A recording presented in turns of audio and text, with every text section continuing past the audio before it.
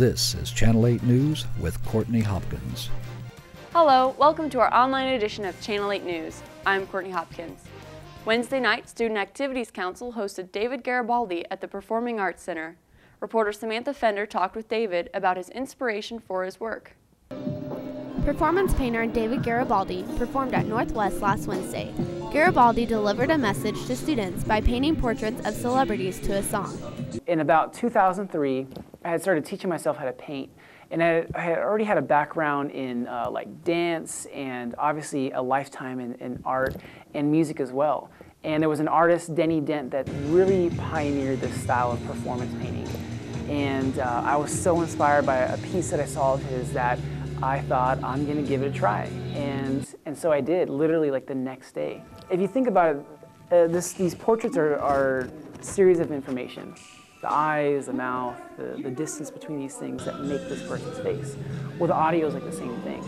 The audio, I can give all that information in the audio, or I can sort of give it over time as the painting comes to life. The edition, comes out, I'm doing sort of a concert style show, so I have a set list. I do know what I'm going to create, because in addition to the actual painting, there's obviously the music production and the lights and all that stuff to go along with it. So I do have an idea of what I'm going to do. Garibaldi has advice for aspiring artists. To create something you're passionate about outside of art. And I would say, for example, if someone was into horses, go and study horses, be a horse expert. But after you create your images, take them to people that are into the same thing that you're into. And ultimately, you begin to build a following of people that love the same thing as you. Garibaldi performs 80 to 100 shows internationally a year. At the end of last week's performance, Student Activities Council auctioned off one of the paintings he made during the show.